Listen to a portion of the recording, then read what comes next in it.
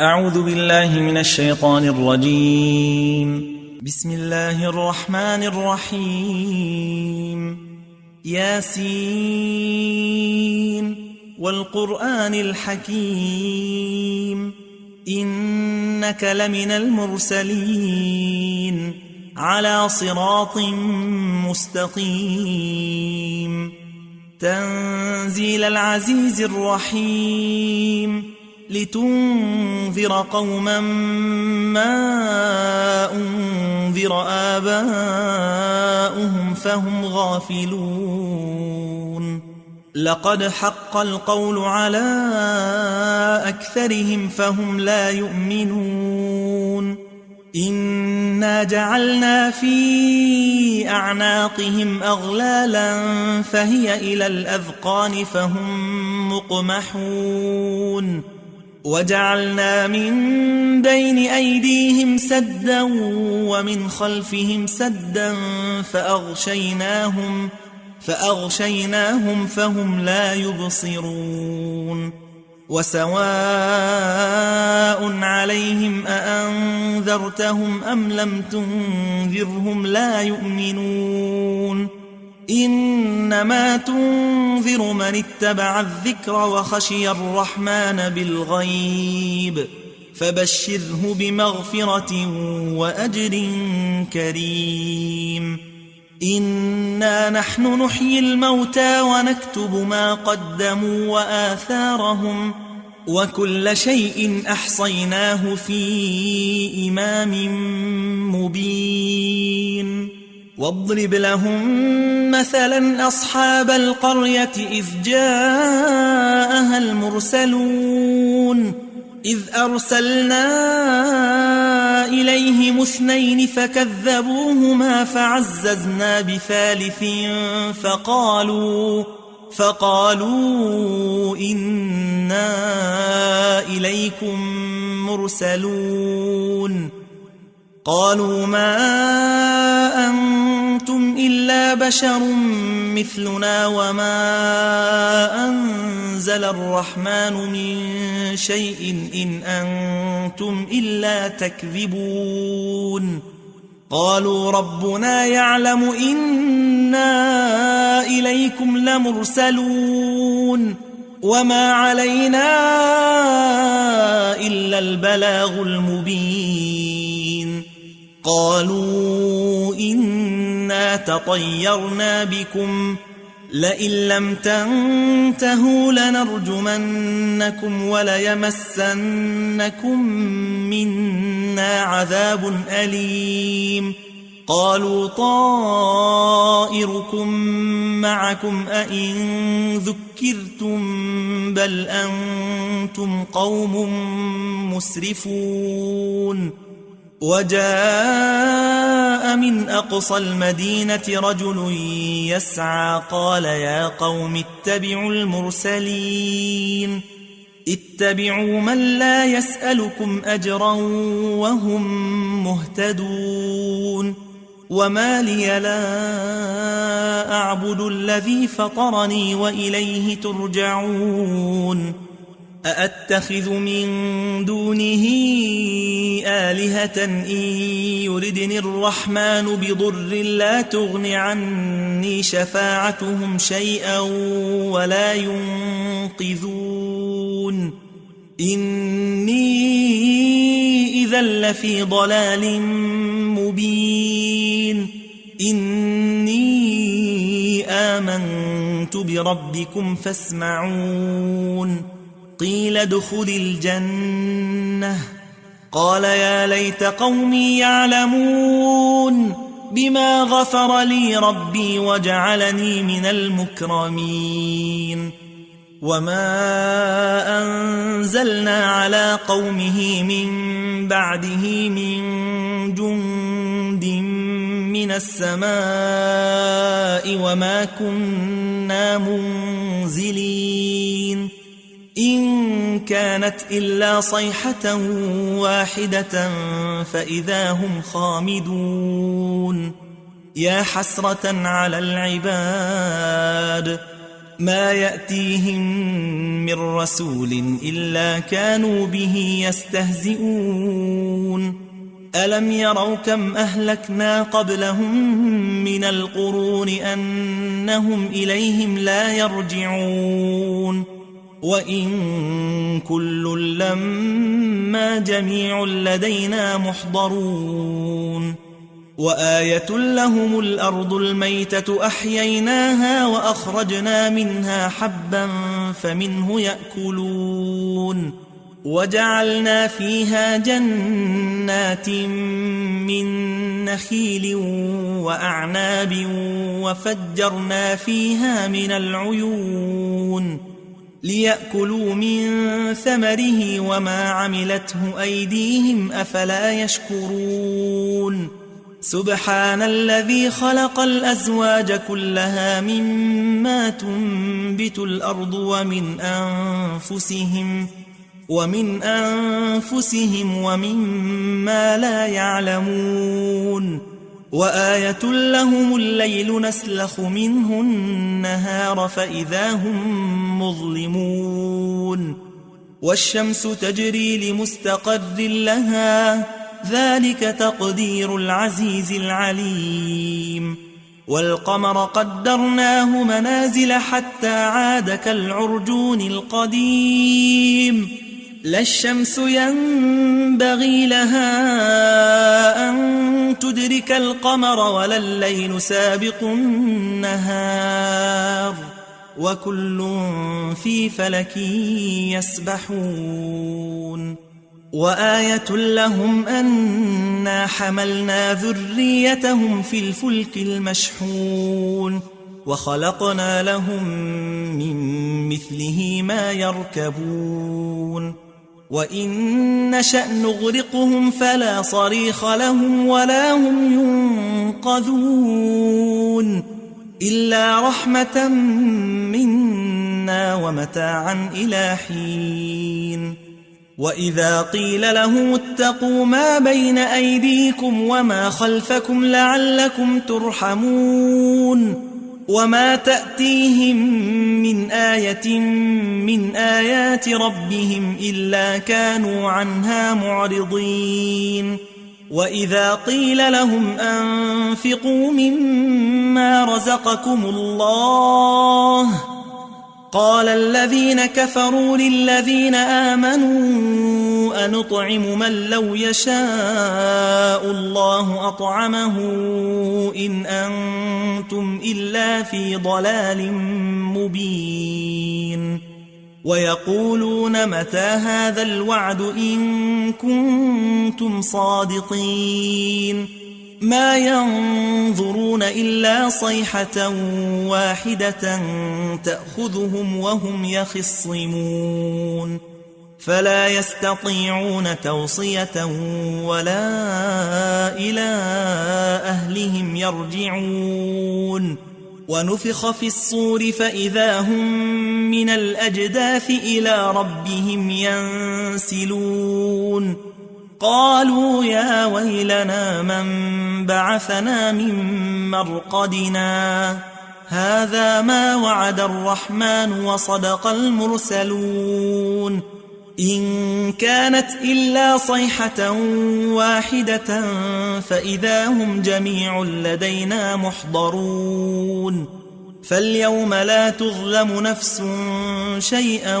ولا تجزون إلا ما كنتم تعملون إن أصحاب الجنة اليوم في شغل فاكهون هم وأزواجهم في ظلال على الأرائك متكئون لهم فيها فاكهة ولهم ما يدعون سلام قولا من رب رحيم وامتازوا اليوم أيها المجرمون ألم أعهد إليكم يا بني آدم ألا تعبدوا الشيطان إنه لكم عدو مبين وأن اعبدوني هذا صراط مستقيم ولقد أضل منكم جبلا كثيرا أفلم تكونوا تعقلون هذه جهنم التي كنتم توعدون اصلوها اليوم بما كنتم تكفرون اليوم نختم على أفواههم وتكلمنا أيديهم وتشهد أرجلهم بما كانوا يكسبون ولو نشاء لطمسنا على أعينهم فاستبقوا الصراط فأنى يبصرون ولو نشاء لمسخناهم على مكانتهم فما استطاعوا مضيا ولا يرجعون ومن نعمره ننكسه في الخلق أفلا يعقلون وما علمناه الشعر وما ينبغي له إن هو إلا ذكر وقرآن مبين لينذر من كان حيا ويحق القول على الكافرين أولم يروا أنا خلقنا لهم مما عملت أيدينا أنعاما فهم لها مالكون وذللناها لهم فمنها ركوبهم ومنها يأكلون ولهم فيها منافع ومشارب أفلا يشكرون واتخذوا من دون الله آلهة لعلهم ينصرون لا يستطيعون نصرهم وهم لهم جند محضرون فلا يحزنك قولهم إنا نعلم ما يسرون وما يعلنون أولم ير الإنسان أنا خلقناه من نطفة فإذا هو خصيم مبين وضرب لنا مثلا ونسي خلقه قال من يحيي العظام وهي رميم قل يحييها الذي أنشأها أول مرة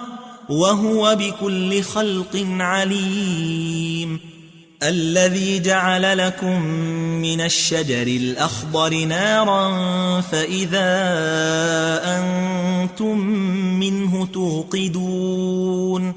أوليس الذي خلق السماوات والأرض بقادر على أن يخلق مثلهم بلى وهو الخلاق العليم إنما أمره إذا أراد شيئا أن يقول له كن فيكون فسبحان الذي بيده ملكوت كل شيء وإليه ترجعون أعوذ بالله من الشيطان الرجيم بسم الله الرحمن الرحيم الرحمن علم القرآن خلق الإنسان علمه البيان الشمس والقمر بحسبان والنجم والشجر يسجدان والسماء رفعها ووضع الميزان ألا تطغوا في الميزان وأقيموا الوزن بالقسط ولا تخسروا الميزان والأرض وضعها للأنام فيها فاكهة والنخل ذات الأكمام والحب ذو العصف والريحان فبأي آلاء ربكما تكذبان خلق الإنسان من صلصال كالفخار وخلق الجان من مارج من نار فبأي آلاء ربكما تكذبان رب المشرقين ورب المغربين فبأي آلاء ربكما تكذبان مرج البحرين يلتقيان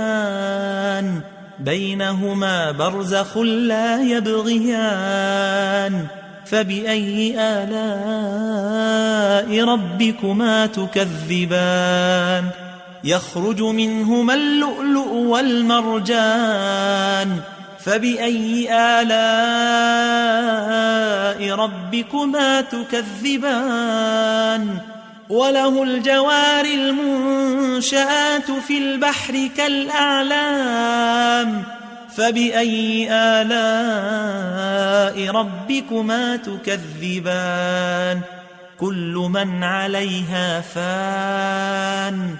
ويبقى وجه ربك ذو الجلال والإكرام فبأي آلاء ربكما تكذبان يسأله من في السماوات والأرض كل يوم هو في شأن فبأي آلاء ربكما تكذبان سنفرغ لكم أيها الثقلان فبأي آلاء ربكما تكذبان يا معشر الجن والإنس إن استطعتم أن تنفذوا من أقطار السماوات والأرض فانفذوا لا تنفذون إلا بسلطان فبأي آلاء ربكما تكذبان يرسل عليكما شواظ من نار ونحاس فلا تنتصران فبأي آلاء ربكما تكذبان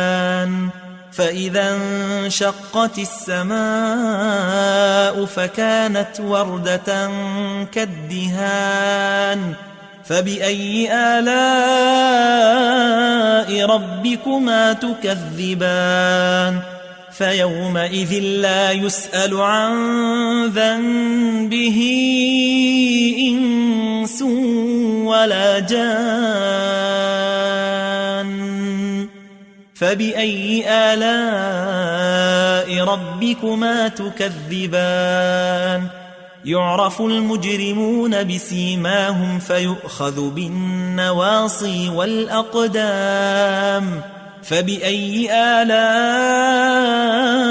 ربكما تكذبان هذه جهنم التي يكذب بها المجرمون يطوفون بينها وبين حميم آن فبأي آلاء ربكما تكذبان ولمن خاف مقام ربه جنتان فبأي آلاء ربكما تكذبان ذواتا أفنان فبأي آلاء ربكما تكذبان فيهما عينان تجريان فبأي آلاء ربكما تكذبان فيهما من كل فاكهة زوجان فبأي آلاء ربكما تكذبان متكئين على فرش بطائنها من استبرق وجنى الجنتين دان فبأي آلاء ربكما تكذبان فيهن قاصرات الطرف لم يطمثهن إنس قبلهم ولا جان فبأي آلاء ربكما تكذبان كأنهن الياقوت والمرجان فبأي آلاء ربكما تكذبان هل جزاء الإحسان إلا الإحسان فبأي آلاء ربكما تكذبان ومن دونهما جنتان فبأي آلاء ربكما تكذبان مدهامتان فبأي آلاء ربكما تكذبان فيهما عينان نضاختان فبأي آلاء ربكما تكذبان فيهما فاكهة ونخل ورمان فبأي آلاء ربكما تكذبان فيهن خيرات حسان فبأي آلاء ربكما تكذبان حور مقصورات في الخيام فبأي آلاء ربكما تكذبان لم يطمثهن إنس قبلهم ولا جان فبأي آلاء ربكما تكذبان متكئين على رفرف خضر وعبقري حسان فبأي آلاء ربكما تكذبان تبارك اسم ربك ذي الجلال والإكرام أعوذ بالله من الشيطان الرجيم بسم الله الرحمن الرحيم إذا وقعت الواقعة ليس لوقعتها كاذبة خافضة رافعة إذا رجت الأرض رجا وبست الجبال بسا فكانت هباء منبثا وكنتم أزواجا ثلاثة فأصحاب الميمنة ما أصحاب الميمنة وأصحاب المشأمة ما أصحاب المشأمة والسابقون السابقون أولئك المقربون في جنات النعيم ثلة من الأولين وقليل من الآخرين على سرر موضونة متكئين عليها متقابلين يطوف عليهم ولدان مخلدون بأكواب وأباريق وكأس من معين لا يصدعون عنها ولا ينزفون وفاكهة مما يتخيرون ولحم طير مما يشتهون وحور عين كأمثال اللؤلؤ المكنون جزاء بما كانوا يعملون لا يسمعون فيها لغوا ولا تأثيما إلا قيلا سلاما سلاما وأصحاب اليمين ما أصحاب اليمين في سدر مخضود وطلح منضود وظل ممدود وماء مسكوب وفاكهة كثيرة لا مقطوعة ولا ممنوعة وفرش مرفوعة إنا أنشأناهن إنشاء فجعلناهن أبكارا عربا أترابا لأصحاب اليمين ثلة من الأولين وثلة من الآخرين وأصحاب الشمال ما أصحاب الشمال في سموم وحميم وظل من يحموم لا بارد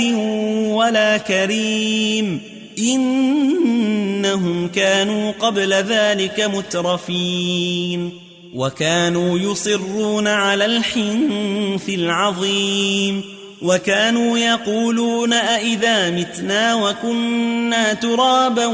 وعظاما أئنا لمبعوثون أو آباؤنا الأولون قل إن الأولين والآخرين لمجموعون إلى ميقات يوم معلوم ثم إنكم أيها الضالون المكذبون لآكلون من شجر من زقوم فمالئون منها البطون فشاربون عليه من الحميم فشاربون شرب الهيم هذا نزلهم يوم الدين نحن خلقناكم فلولا تصدقون أفرأيتم ما تمنون أأنتم تخلقونه أم نحن الخالقون نحن قدرنا بينكم الموت وما نحن بمسبوقين على أن نبدل أمثالكم وننشئكم فيما لا تعلمون ولقد علمتم النشأة الأولى فلولا تذكرون أفرأيتم ما تحرثون أأنتم تزرعونه أم نحن الزارعون لو نشاء لجعلناه حطاما فظلتم تفكهون إنا لمغرمون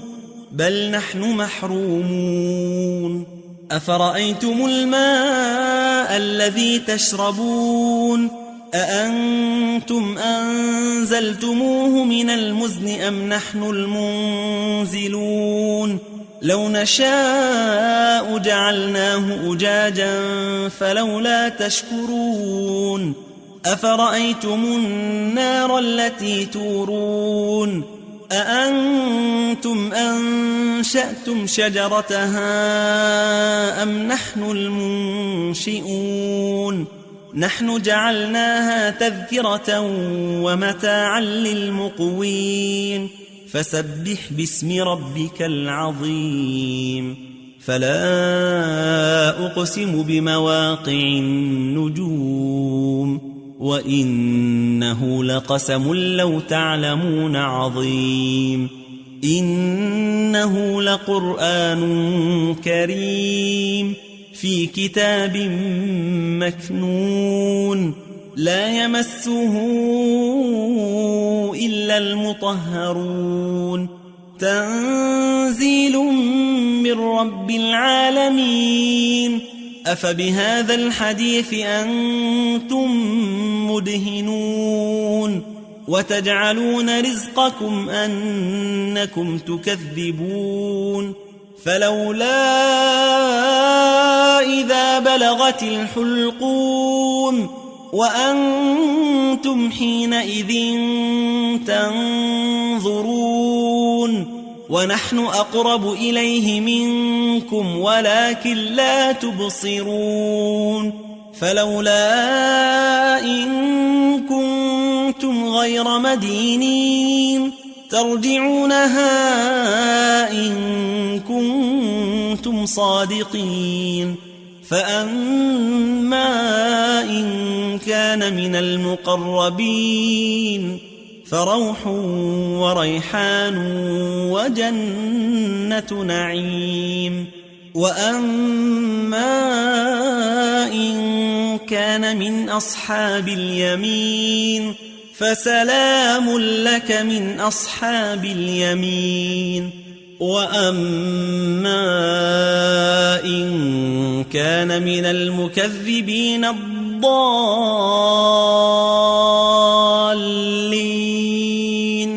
فنزل من حميم وتصلية جحيم إن هذا لهو حق اليقين فسبح باسم ربك العظيم. أعوذ بالله من الشيطان الرجيم. بسم الله الرحمن الرحيم. تبارك الذي بيده الملك وهو على كل شيء قدير الذي خلق الموت والحياة ليبلوكم أيكم أحسن عملا وهو العزيز الغفور الذي خلق 7 سماوات طباقا ما ترى في خلق الرحمن من تفاوت فارجع البصر هل ترى من فطور ثم ارجع البصر كرتين ينقلب إليك البصر خاسئا وهو حسير ولقد زينا السماء الدنيا بمصابيح وجعلناها رجوما للشياطين وأعتدنا لهم عذاب السعير وللذين كفروا بربهم عذاب جهنم وبئس المصير إذا ألقوا فيها سمعوا لها شهيقا وهي تفور تكاد تميز من الغيظ كلما ألقي فيها فوج سألهم خزنتها ألم يأتكم نذير قالوا بلى قد جاءنا نذير فكذبنا وقلنا ما نزل الله من شيء إن أنتم إلا في ضلال كبير وقالوا لو كنا نسمع أو نعقل ما كنا في أصحاب السعير فاعترفوا بذنبهم فسحقا لأصحاب السعير إن الذين يخشون ربهم بالغيب لهم مغفرة وأجر كبير وأسروا قولكم أو اجهروا به إنه عليم بذات الصدور ألا يعلم من خلق وهو اللطيف الخبير هو الذي جعل لكم الأرض ذلولا فامشوا في مناكبها وكلوا من رزقه وإليه النشور أأمنتم من في السماء أن يخسف بكم الأرض فإذا هي تمور أم أمنتم من في السماء أن يرسل عليكم حاصبا فستعلمون كيف نذير ولقد كذب الذين من قبلهم فكيف كان نكير أولم يروا إلى الطير فوقهم صافات ويقبضن ما يمسكهن إلا الرحمن إنه بكل شيء بصير أمن هذا الذي هو جند لكم ينصركم من دون الرحمن إن الكافرون إلا في غرور أَمَّنْ هَذَا الَّذِي يَرْزُقُكُمْ إِنْ أَمْسَكَ رِزْقَهُ بَل لَّجُّوا فِي عُتُوٍّ وَنُفُورٍ أَفَمَن يَمْشِي مُكِبًّا عَلَى وَجْهِهِ أَهْدَىٰ أَمَّن يَمْشِي سَوِيًّا عَلَى صِرَاطٍ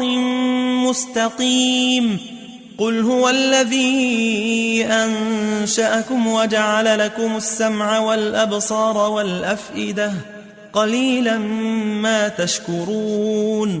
قُلْ هُوَ الَّذِي ذَرَأَكُمْ فِي الْأَرْضِ وَإِلَيْهِ تُحْشَرُونَ وَيَقُولُونَ مَتَىٰ هَٰذَا الْوَعْدُ إِن كُنتُمْ صَادِقِينَ قُلْ إِنَّمَا الْعِلْمُ عِندَ اللَّهِ وَإِنَّمَا أَنَا نَذِيرٌ مُّبِينٌ فَلَمَّا رَأَوْهُ زُلْفَةً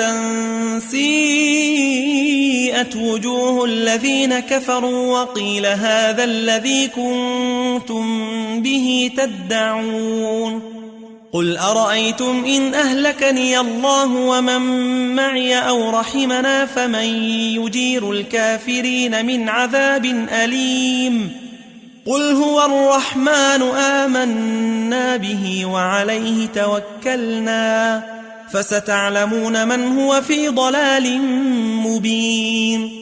قُلْ أَرَأَيْتُمْ إِنْ أَصْبَحَ مَاؤُكُمْ غَوْرًا فَمَن يَأْتِيكُم بِمَاءٍ مَّعِينٍ أعوذ بالله من الشيطان الرجيم بسم الله الرحمن الرحيم يا أيها المزمل قم الليل إلا قليلا نصفه أو انقص منه قليلا أو زد عليه ورتل القرآن ترتيلا إنا سنلقي عليك قولا ثقيلا إن ناشئة الليل هي أشد وطئا وأقوم قيلا إن لك في النهار سبحا طويلا واذكر اسم ربك وتبتل إليه تبتيلا رب المشرق والمغرب لا إله إلا هو فاتخذه وكيلا واصبر على ما يقولون واهجرهم هجرا جميلا وذرني والمكذبين أولي النعمة ومهلهم قليلا إن لدينا أنكالا وجحيما وطعاما ذا غصة وعذابا أليما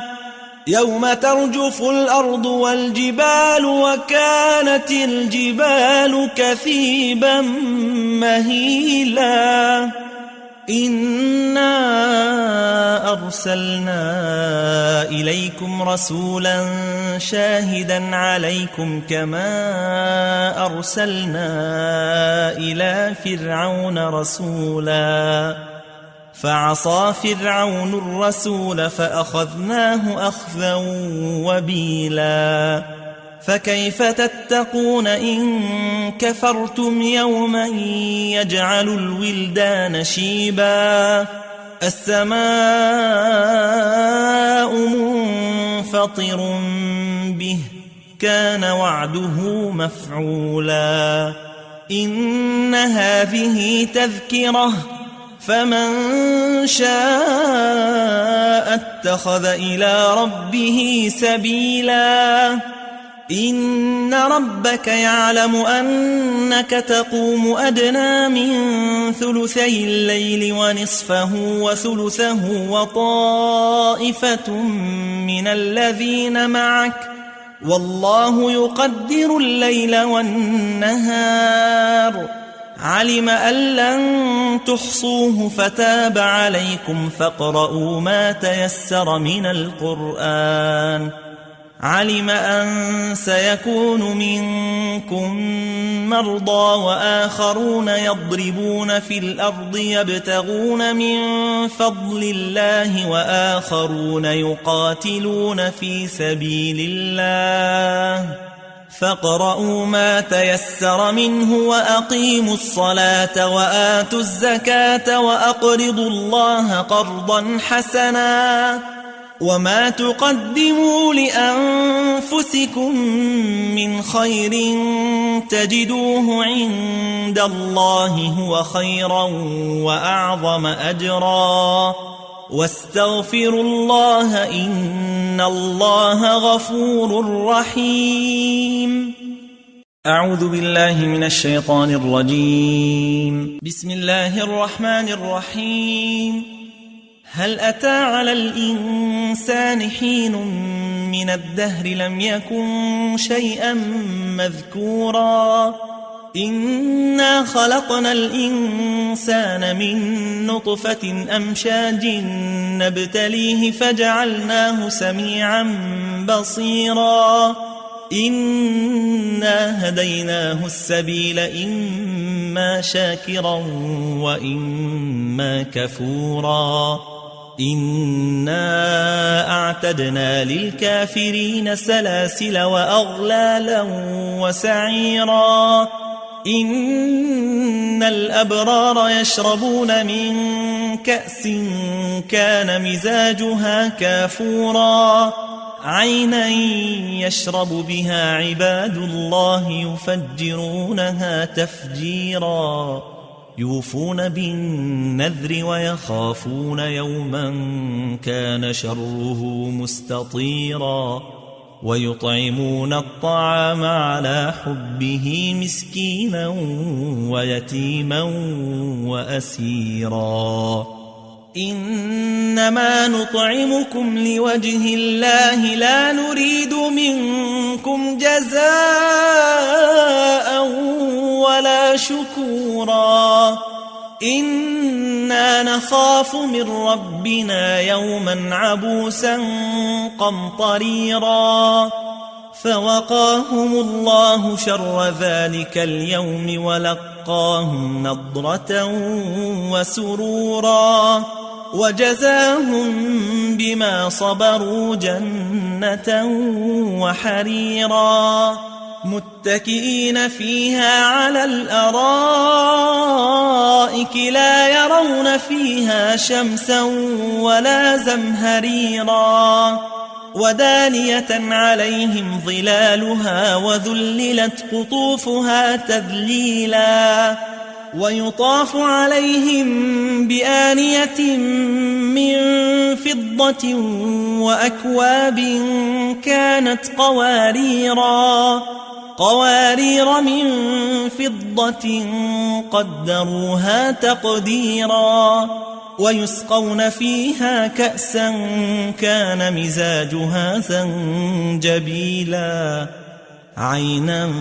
فيها تسمى سلسبيلا ويطوف عليهم ولدان مخلدون إذا رأيتهم حسبتهم لؤلؤا منثورا وإذا رأيت ثم رأيت نعيما وملكا كبيرا عاليهم ثياب سندس خضر واستبرق وحلوا أساور من فضة وسقاهم ربهم شرابا طهورا إن هذا كان لكم جزاء وكان سعيكم مشكورا إنا نحن نزلنا عليك القرآن تنزيلا فاصبر لحكم ربك ولا تطع منهم آثما أو كفورا واذكر اسم ربك بكرة وأصيلا ومن الليل فاسجد له وسبحه ليلا طويلا إن هؤلاء يحبون يحبون العاجلة ويذرون وراءهم يوما ثقيلا نحن خلقناهم وشددنا أسرهم وإذا شئنا بدلنا أمثالهم تبديلا إن هذه تذكرة فمن شاء اتخذ إلى ربه سبيلا وما تشاءون إلا أن يشاء الله إن الله كان عليما حكيما يدخل من يشاء في رحمته والظالمين أعد لهم عذابا أليما أعوذ بالله من الشيطان الرجيم بسم الله الرحمن الرحيم ياسين والقرآن الحكيم إنك لمن المرسلين على صراط مستقيم تنزيل العزيز الرحيم لتنذر قوما ما أنذر آباؤهم فهم غافلون لقد حق القول على أكثرهم فهم لا يؤمنون إنا جعلنا في أعناقهم أغلالا فهي إلى الأذقان فهم مقمحون وجعلنا من بين أيديهم سدا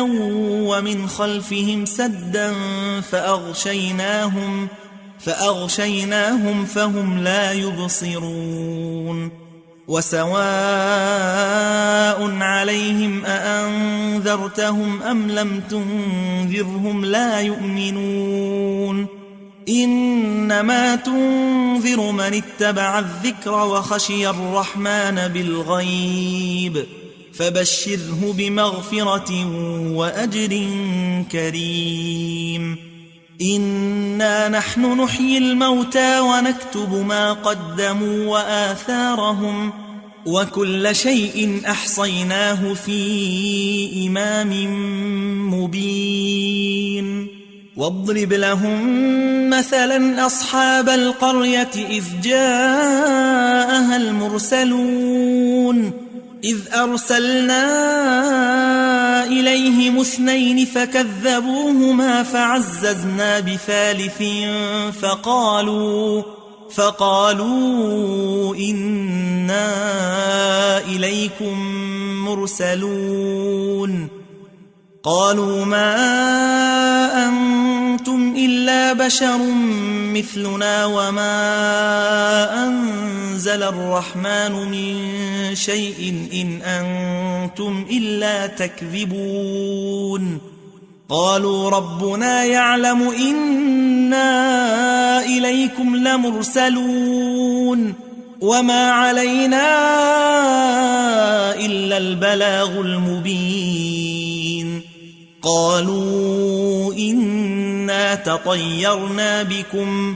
لئن لم تنتهوا لنرجمنكم وليمسنكم منا عذاب أليم قالوا طائركم معكم أئن ذكرتم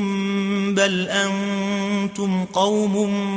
مسرفون وجاء من أقصى المدينة رجل يسعى قال يا قوم اتبعوا المرسلين اتبعوا من لا يسألكم أجرا وهم مهتدون وما لي لا أعبد الذي فطرني وإليه ترجعون أأتخذ من دونه آلهة إن يردني الرحمن بضر لا تغن عني شفاعتهم شيئا ولا ينقذون إني إذا لفي ضلال مبين إني آمنت بربكم فاسمعون قيل ادخل الجنة قال يا ليت قومي يعلمون بما غفر لي ربي وجعلني من المكرمين وما أنزلنا على قومه من بعده من جند من السماء وما كنا منزلين إن كانت إلا صيحة واحدة فإذا هم خامدون يا حسرة على العباد ما يأتيهم من رسول إلا كانوا به يستهزئون ألم يروا كم أهلكنا قبلهم من القرون أنهم إليهم لا يرجعون وإن كل لما جميع لدينا محضرون وآية لهم الأرض الميتة أحييناها وأخرجنا منها حبا فمنه يأكلون وجعلنا فيها جنات من نخيل وأعناب وفجرنا فيها من العيون ليأكلوا من ثمره وما عملته أيديهم أفلا يشكرون سبحان الذي خلق الأزواج كلها مما تنبت الأرض ومن أنفسهم ومما لا يعلمون وآية لهم الليل نسلخ منه النهار فإذا هم مظلمون والشمس تجري لمستقر لها ذلك تقدير العزيز العليم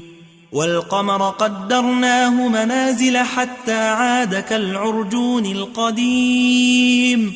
لا الشمس ينبغي لها أن تدرك القمر ولا الليل سابق النهار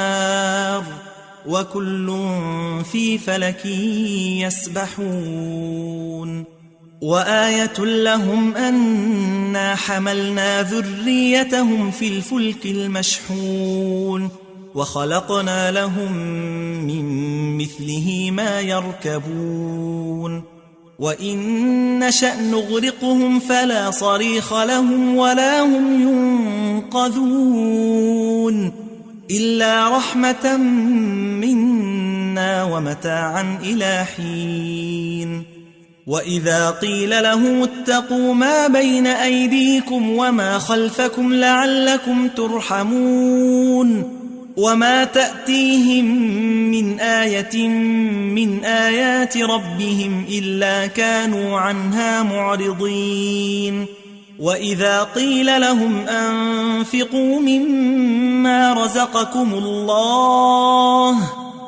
قال الذين كفروا للذين آمنوا أنطعم من لو يشاء الله أطعمه إن أنتم إلا في ضلال مبين ويقولون متى هذا الوعد إن كنتم صادقين ما ينظرون إلا صيحة واحدة تأخذهم وهم يخصمون فلا يستطيعون توصية ولا إلى أهلهم يرجعون ونفخ في الصور فإذا هم من الأجداث إلى ربهم ينسلون قالوا يا ويلنا من بعثنا من مرقدنا هذا ما وعد الرحمن وصدق المرسلون إن كانت إلا صيحة واحدة فإذا هم جميع لدينا محضرون فاليوم لا تظلم نفس شيئا ولا تجزون إلا ما كنتم تعملون إن أصحاب الجنة اليوم في شغل فاكهون هم وأزواجهم في ظلال على الأرائك متكئون لهم فيها فاكهة ولهم ما يدعون سلام قولا من رب رحيم وامتازوا اليوم أيها المجرمون ألم أعهد إليكم يا بني آدم ألا تعبدوا الشيطان إنه لكم عدو مبين وأن اعبدوني هذا صراط مستقيم ولقد أضل منكم جبلا كثيرا أفلم تكونوا تعقلون هذه جهنم التي كنتم توعدون اصلوها اليوم بما كنتم تكفرون اليوم نختم على أفواههم وتكلمنا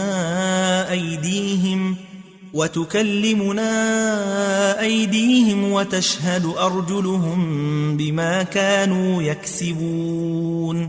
ولو نشاء لطمسنا على أعينهم فاستبقوا الصراط فأنى يبصرون ولو نشاء لمسخناهم على مكانتهم فما استطاعوا مضيا ولا يرجعون ومن نعمره ننكسه في الخلق أفلا يعقلون وما علمناه الشعر وما ينبغي له إن هو إلا ذكر وقرآن مبين لينذر من كان حيا ويحق القول على الكافرين أولم يروا أنا خلقنا لهم مما عملت أيدينا أنعاما فهم لها مالكون وذللناها لهم فمنها ركوبهم ومنها يأكلون ولهم فيها منافع ومشارب أفلا يشكرون واتخذوا من دون الله آلهة لعلهم ينصرون لا يستطيعون نصرهم وهم لهم جند محضرون فلا يحزنك قولهم